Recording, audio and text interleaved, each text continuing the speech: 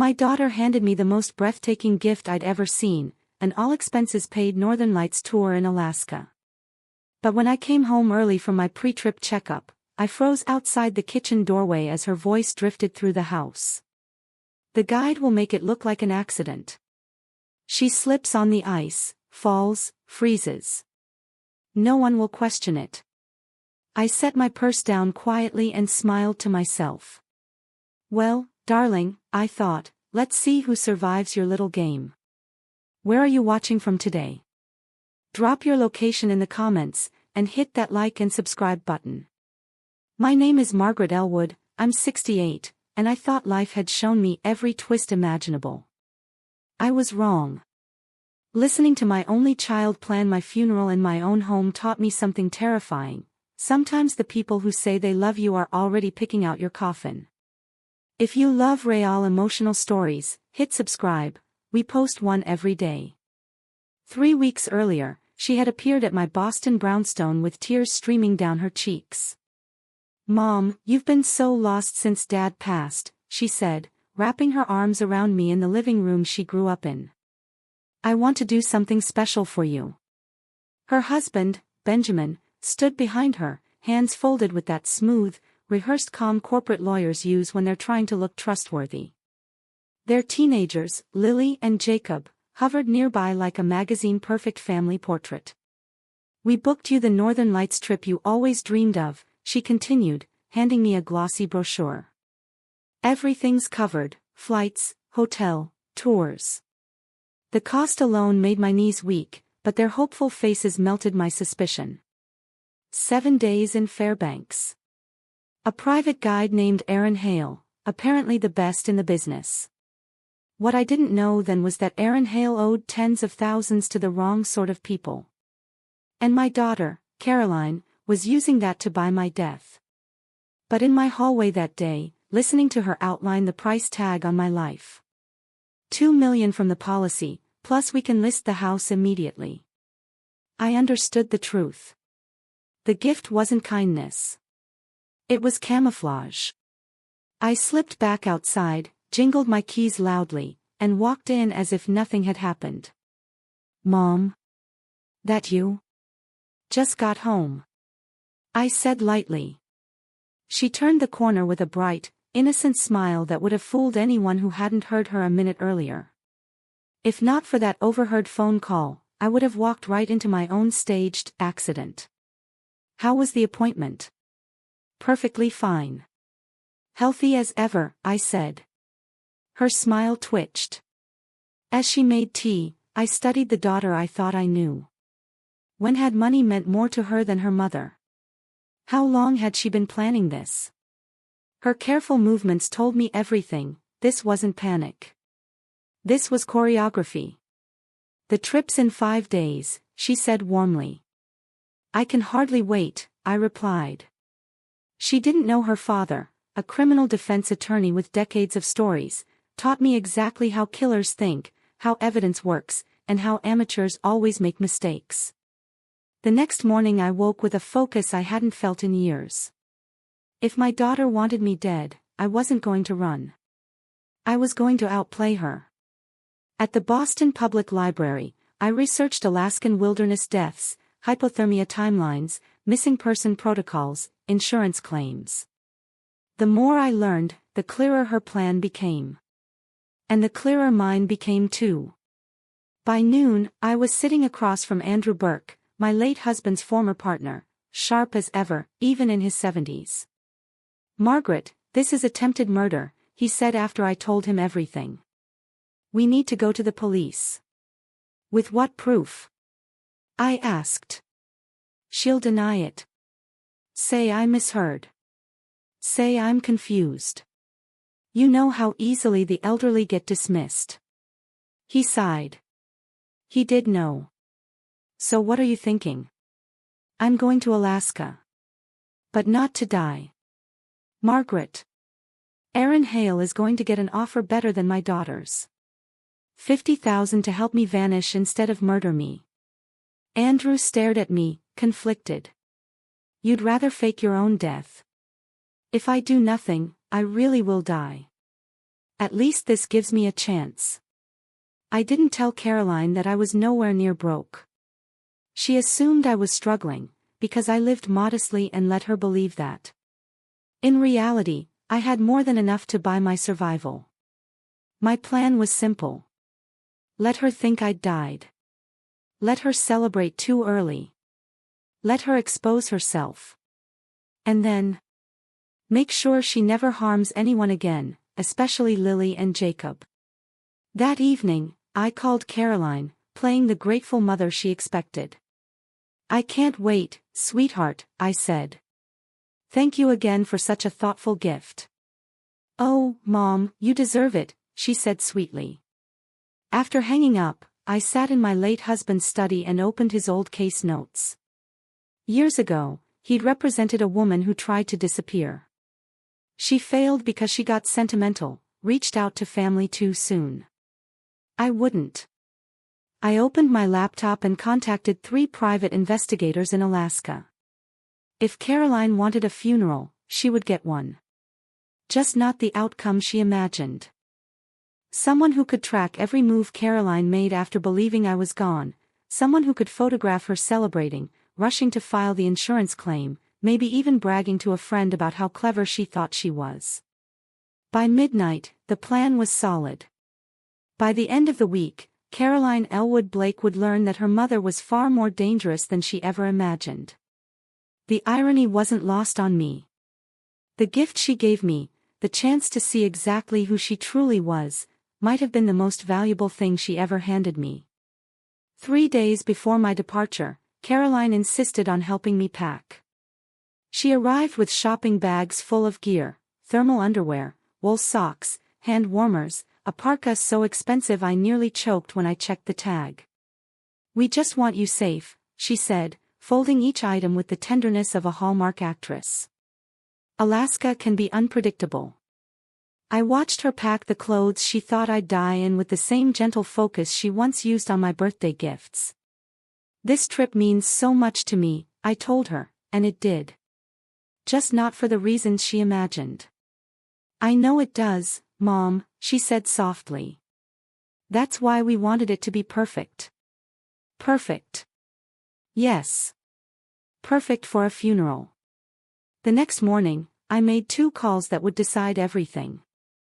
The first was to a private investigator in Anchorage, Sarah Coleman. Her credentials were impeccable, her instinct sharp. Mrs. Elwood, what you're asking is unusual, she said after I explained what I needed. Can you do it? Yes. But why not go to the police? Because suspicions aren't evidence, I said. I need proof. Proof that will hold up in court. This could take months. I have months, I said. I have nothing but time. The second call was to Aaron Hale, the guide Catherine hired to kill me. His number was in the trip paperwork she proudly handed me weeks earlier. Mr. Hale, this is Margaret Elwood, I said. I believe you've spoken to my daughter. Yes, ma'am, he said quickly. Looking forward to showing you the lights. He sounded nervous. Good. I think we should meet before the trip, I said. Privately. That's not necessary. Oh, I think it is. Especially given your gambling debt. Silence. I don't know what you mean. $47,000, I said. To people you really shouldn't owe money to. My daughter is using that to force your cooperation. Long, tight silence. Mrs. Elwood, you're mistaken. No. I'm offering you something better. $50,000 to help me disappear instead of die. That got him. You're serious? Absolutely. I'll pay off every cent of what you owe, plus a little extra. All I need is your help staging a convincing death. Why would you want to fake your own death? He whispered. Because the only way to catch a murderer, I said, is to give her exactly what she wants. We met the next afternoon at a hotel cafe near Logan Airport. I chose the most public quiet place available, somewhere safe, somewhere my daughter would never suspect. Aaron was older than I expected. Lean. Weathered. A man who'd spent more nights outdoors than in bed. He sat with the stiff posture of a man who'd made too many bad decisions and had grown used to waiting for consequences. "Your daughter showed me photos," he murmured, eyes lowered. "She acted worried. Very protective." "I'm sure she did," I said. "Tell me what she asked you to do." He shifted uncomfortably. "She said you might wander off during the night tours. That you get confused. That you might fall. And she wanted me to make sure that fall happened. Somewhere remote. Somewhere no one would find you until spring." The casual brutality almost amused me. Caroline had planned it all so perfectly. "Here's my counteroffer," I said, sliding him a cashier's check. 50,000. Real. Verified. "You help me vanish instead of die." He stared at the check like it might bite. "And your daughter?" he asked quietly. "You'll tell her exactly what she wants to hear." I slipped, the body disappeared under the ice, chances of recovery slim to none. "And after?" "After," I said, "I'll gather what I need. And then I'll let her see what real consequences feel like." Aaron folded the check.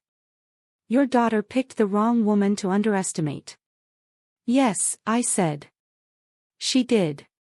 The flight to Fairbanks felt strangely peaceful. I spent most of it writing a letter Caroline would find after my accident. A heartbreakingly honest letter about grief, loneliness, and how hard life had been without Robert. The kind of letter that would support a suicide narrative, justify her claims, give her confidence. The hotel in Fairbanks was stunning, glacier views, cozy fireplaces, staff trained to handle high-end clients. Caroline had truly invested in my demise. Aaron met me in the lobby at exactly 6 p.m., professional mask in place. "Welcome to Alaska, Mrs. Elwood." "Call me Margaret," I said. "Are you ready to see the lights?" "I've been ready for years." We ate dinner among laughing tourists while quietly planning the biggest illusion of my life. The staged fall was set for the second night during a private viewing on a frozen lake. Perfectly remote. Perfectly fatal, if it were real. That evening, I called Caroline. "Mom. Is it gorgeous?" "Absolutely beautiful," I said. "I'm glad you're living a little." I smiled. "Oh, sweetheart, you have no idea." The next day passed in a blur of sightseeing and rehearsing details with Aaron. By sunset, everything was set. I left my final letter on the desk for housekeeping and a newly updated will that placed everything in a trust for Lily and Jacob. Caroline would be outraged later, a reaction I intended Sarah to document. At 9 p.m., Aaron and I drove into the wilderness. By 11:47, the sky exploded in curtains of green and violet. I'd waited my entire life to see the northern lights. Tomorrow, the world would believe I died beneath them. "The ice is holding fine over here," I called out, stepping toward the rim of the frozen lake. "But stay back, Mrs. Elwood." "Shore ice behaves badly," Aaron Hale warned, planting his boots firmly in the snow. Everything that followed unfolded like a performance we'd rehearsed a dozen times. I let my foot skid, arms flailing in a wild arc. My gasp echoed across the lake as I toppled forward, right on cue. Aaron shouted my name, diving toward me in a desperate attempt to save me. Anyone watching would have believed it. But instead of crashing through the ice, I slipped behind a cluster of frost-coated boulders where Aaron had hidden a small survival kit days earlier, thermal layers, emergency transponder, food, and coordinates for where I truly needed to go. While Aaron continued the show, I changed clothes, tucked away my hair, and activated the GPS. For the next hour, he played the grieving guide perfectly, calling for help, stammering through a report of a tragic slip, even tossing my coat and gloves into the water to create proof of my fall. His voice on the radio cracked in all the right places. By dusk, I was following the trail toward a hunting cabin Aaron had stalked 2 weeks prior. 6 miles deep into the cold heart of the Alaskan backcountry, it waited for me like a secret. Once inside, I found 2 weeks of supplies, a satellite link, a secure phone, and a front-row seat from which to watch my own disappearance unfold. By dawn, Margaret Elwood, me, was officially missing and presumed dead. And in Boston, my daughter was receiving the call she'd been waiting years to hear. 12 hours later, Sarah Coleman rang me at the cabin. "Your daughter got the news at 6:23 a.m. Eastern," she said. I was stationed across the street. I recorded everything. My breath stalled. What did Caroline do? She answered in her pajamas. Listened. Hung up. Then called her husband. Andrew Burke ran downstairs and they talked quietly for a few minutes. And? She smiled, Margaret. My stomach hollowed. Not a sad smile. Not relief. The kind people get when a long-delayed transaction finally clears. I sank onto the cot. I'd prepared myself for this possibility, but hearing it confirmed carved something raw inside me. Did she call anyone else? Oh, several. Her attorney. Someone who sounded like an insurance rep and, interestingly, a real estate agent, while she was driving to work. Over the next 3 days, Sarah's updates became a parade of betrayals. Caroline had asked the insurance company about expediting the payout. She'd contacted a realtor to list my home, claiming the estate had to be handled as quickly as possible. She'd even booked a dinner reservation, expensive, extravagant, for a family celebration. But the kids, Sarah said on day 3. Lily broke down on the steps. Jacob locked himself in his room and refused to speak. Their grief is real. Their mother is busy. That hurt more than anything. My grandchildren mourning while their mother planned her windfall. Then, on day 4, Sarah captured the worst of all. I got a recording, she said. Caroline met her lawyer. They sat in full view of the cafe window. The microphone picked up most of it. What did she say? She wants to challenge your will, Margaret. She's furious that everything goes to Lily and Jacob in trust, with limited access for her. She asked if she could break it. I closed my eyes. What did the attorney say? That it would be hard, but possible, if she can prove you weren't mentally competent when you signed the update. She mentioned something about using a letter you wrote, about feeling low after Benjamin's death. My throat tightened. My own grief weaponized against me. And it gets worse, Sarah said. She mentioned she had a wilderness guide who could vouch for your mental confusion. Someone she paid to observe you. Aaron Hale, I murmured. Exactly. She plans to use him as a witness, never knowing he's already working for you. And after leaving the meeting, she called someone and said, Phase 1 is done. The old woman finally did something useful. Then she laughed. I had to set the phone down. Old woman. Useful. My daughter's words, sharp, deliberate, fueled something cold and steady inside me. Sarah, I said when I could breathe again, I want every detail. Every meeting, every financial move, every conversation. What are you planning, Margaret? I'm going to attend my own funeral. And then I'm going to come back from the dead and end the woman who tried to bury me. That night, I contacted Andrew Burke. They've suspended the search, he reported. They believe your body sank into deeper water. They won't resume until spring. Caroline has been composed in her interviews. Of course she has, I muttered. Andrew, I need you to arrange a reading of my will. Next week. Record the entire session. Margaret, once this begins. It's time. The following morning, Sarah called with new intel. Caroline is planning a memorial service. But she's only inviting family and certain business associates. None of your neighbors. None of your friends. Of course. She couldn't risk anyone who knew me contradicting her version of events. I'll attend, Sarah said. I'll record everything. But Margaret, prepare yourself. I've been preparing for this my entire life, I replied, staring at the endless white horizon. I just didn't recognize the moment until now. The memorial was worse than I expected. Sarah's recordings captured every lie. Mom was never herself after Dad died, Caroline announced to the small crowd. She became paranoid. Changed her will endlessly. Talked about harming herself. Fabrications. Every word. She went to Alaska because she'd been spiraling, she insisted, dabbing bone-dry eyes. I hoped nature would remind her life was worth living. Then Andrew Burke stood. Margaret made some questionable financial decisions toward the end, he said gravely. We tried to help. She refused.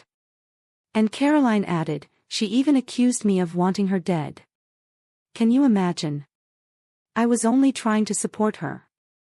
The hypocrisy nearly suffocated me. 20 people sat there, 20 witnesses to my daughter rewriting me into an unstable fool, to justify stealing from her own children. That night, Aaron Hale updated me from his end. The authorities are satisfied. I told them you seemed disoriented, talked about life having no meaning. They're classifying it as accidental with possible suicidal intent. Perfect, I said. And Caroline called, he added. Wanted me to confirm details. She offered $5,000 for testimony. Did you take it? Of course. And I recorded everything.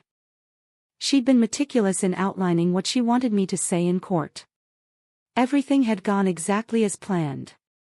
Caroline Elwood was building her case against my mental competence, oblivious that every word, every lie, was being recorded.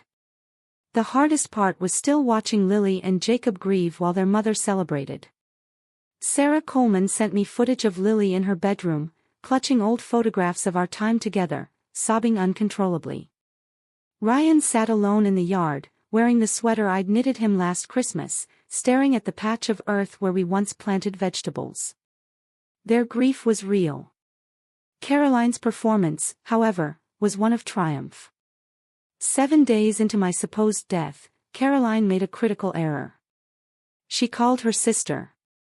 Sarah had been tracking the call, though I couldn't hear everything. I caught snippets. Caroline bragged that the old woman was finally gone and that Alaska had solved all our problems. She mentioned the insurance payout would set them up for life. Her sister, Margaret's younger cousin, lived in California.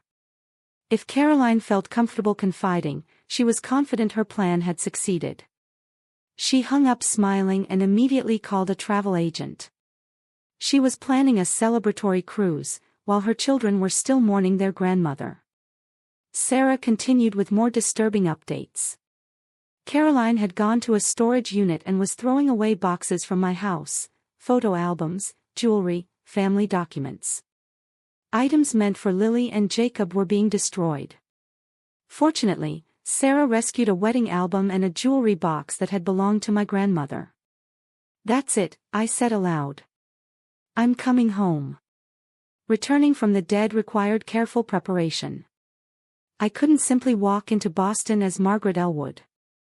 James Burke had arranged for a new identity and travel documentation. I was now Margaret Henley, an insurance investigator supposedly investigating a case in Alaska. The flight back was surreal. I carried with me the evidence to bring down the daughter I had raised. Once in Boston, I went straight to James's office. There, Thomas Mackenzie, Andrew Burke, and Detective Rodriguez were waiting with a court stenographer. Mrs. Elwood, Rodriguez said, maintaining professional neutrality, this is the most unusual case I've seen in 2 decades. I imagine so, Detective. But unusual doesn't make it legal, I replied. We spent 4 hours reviewing every piece of evidence: Caroline's recordings plotting my murder, her actions after my disappearance, premature spending of inheritance, and Thomas's detailed confession. "This is enough for multiple charges," Rodriguez said at last: "conspiracy to commit murder, insurance fraud, witness tampering."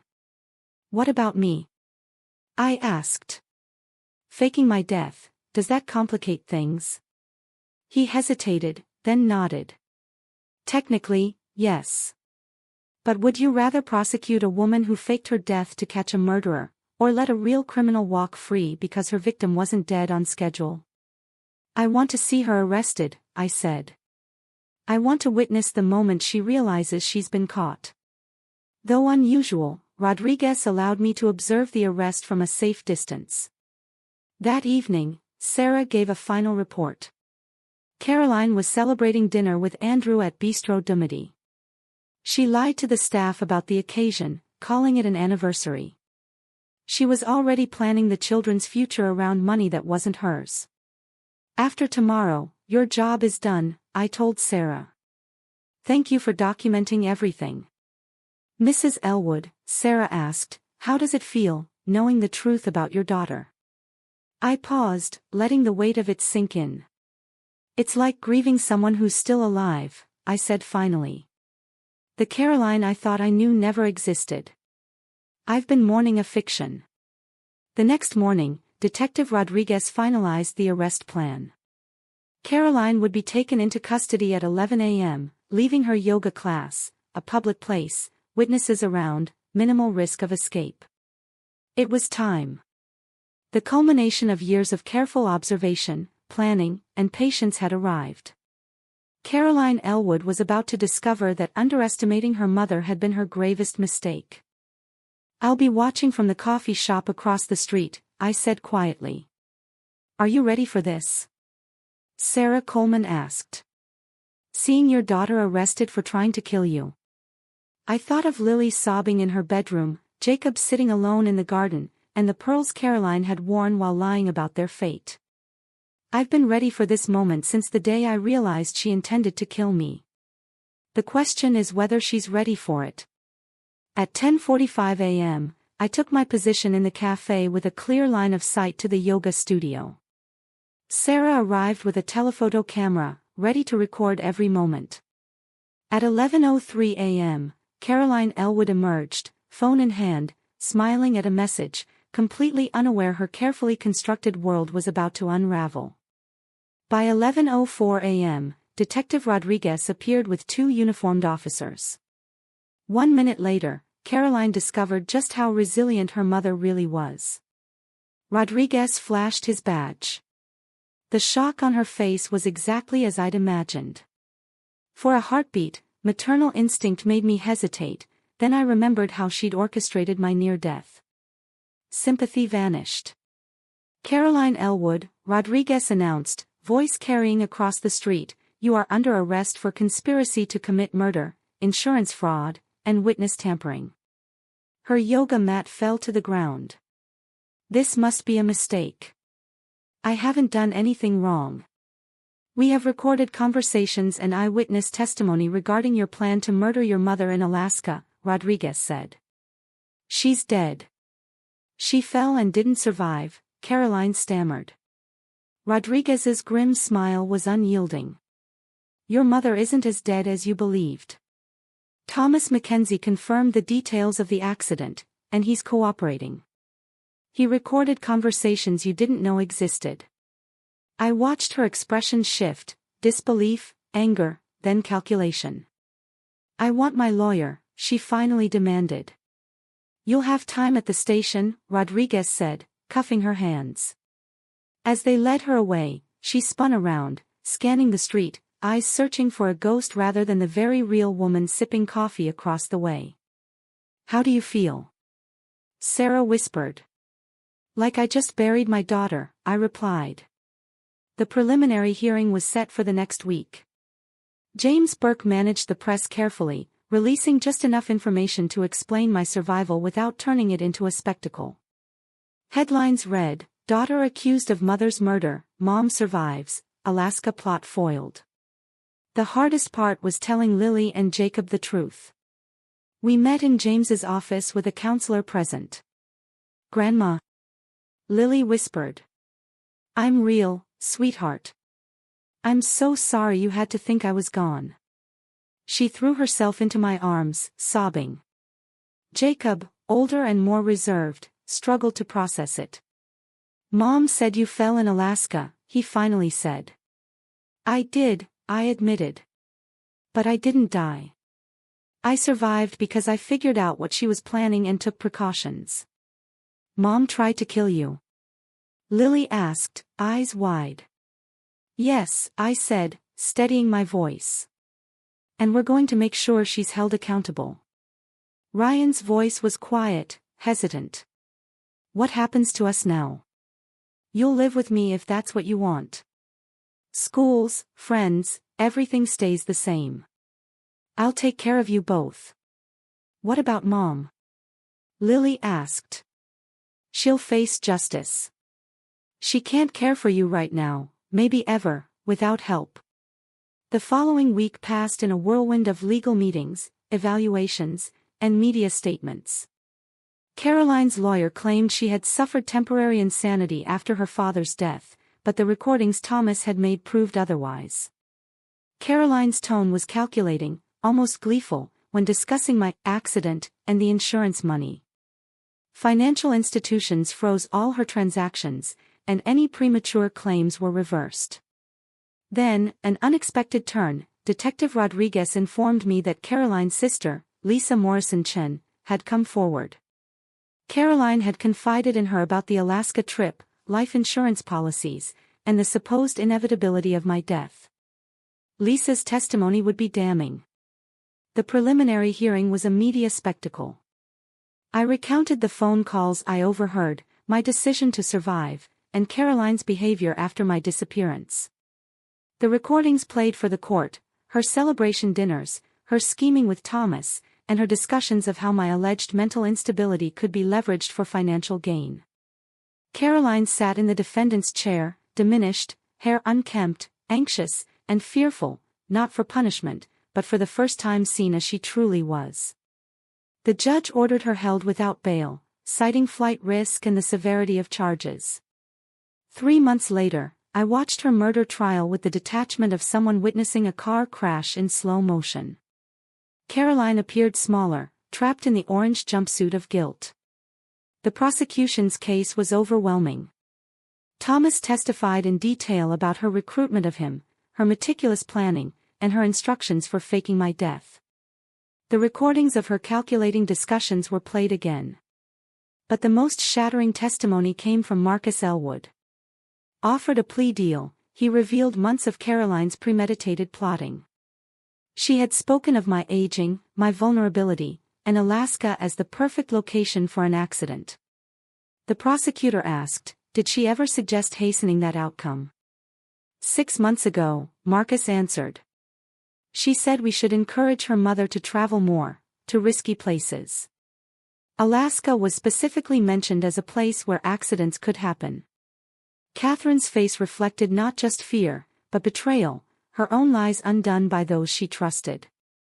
And the life insurance policies? The prosecutor asked. My blood ran cold.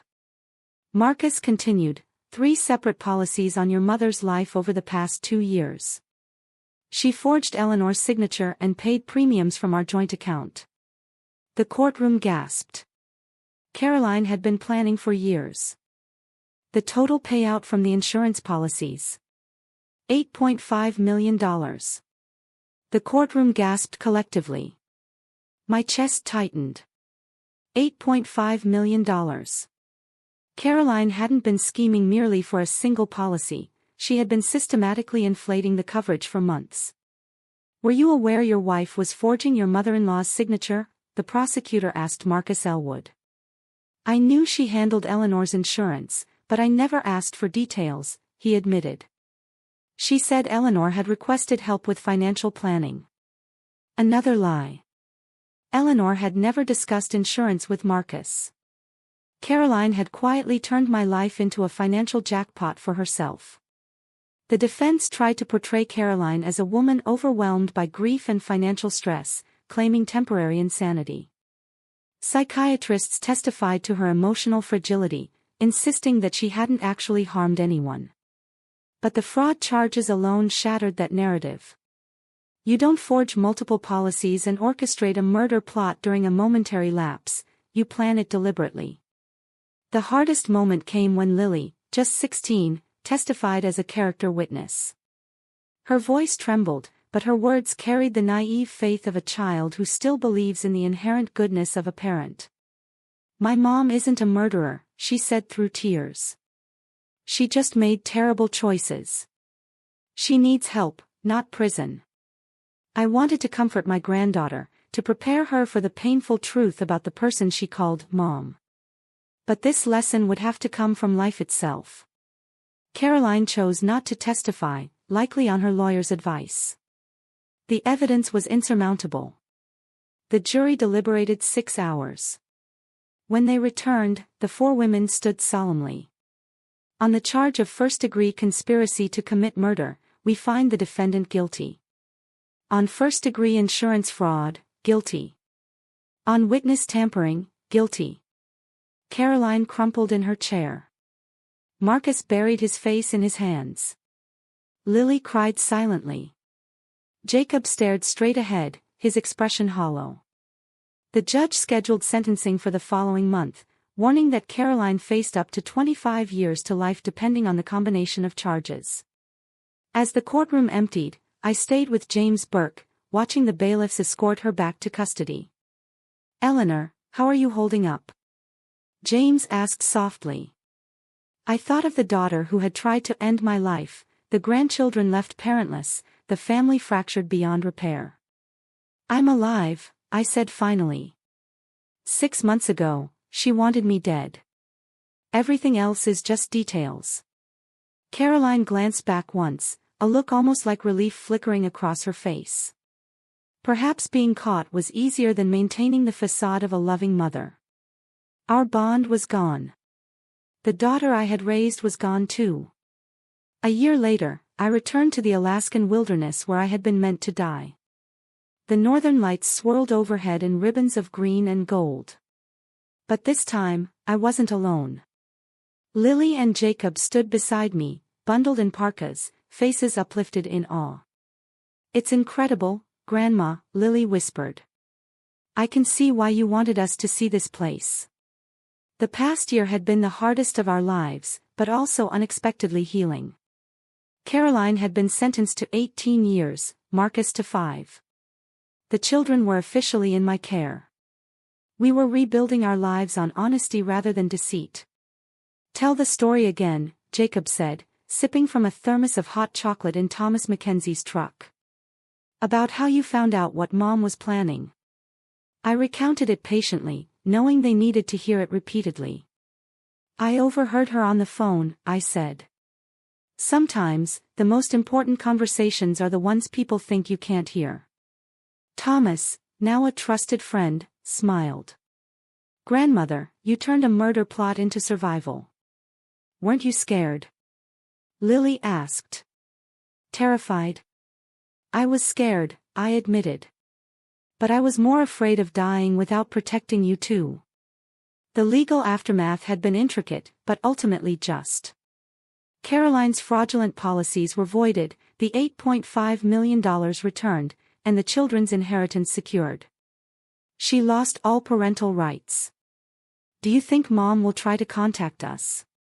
Jacob asked. "I don't know," I said. "Prison can change people. Maybe she'll reflect on the person she became. But forgiveness isn't about her, it's about us. We can't let her choices poison our lives." As the aurora illuminated the snow-covered land, I reflected on who I had been a year ago, afraid, isolated, convinced I was no longer valuable. Now, I was stronger, surrounded by those I loved and who loved me in return. "Where should we go next?" I asked them. "Can we stay here for a while?" Lily said. "This is where our real story started." "Perfect," I said, gazing at the sky. 3 months later, we settled in Fairbanks. I taught literature at the community college, Lily flourished in high school, and Jacob immersed himself in wilderness photography. We built a life on truth, trust, and love. I often thought of Caroline in prison, and the family she had destroyed, not just freedom lost, but trust, love, and any chance at redemption. I began writing my book, Surviving Your Own Murder, a mother's story of betrayal and justice, a memoir and warning. But the true story wasn't about Caroline, it was about Lily and Jacob, who retained their capacity for love despite the betrayal they had endured. On quiet nights, beneath the northern lights, I realized that some of the most beautiful things only appear in darkness. Caroline had tried to bury me there. Instead, I had learned to make it magnificent.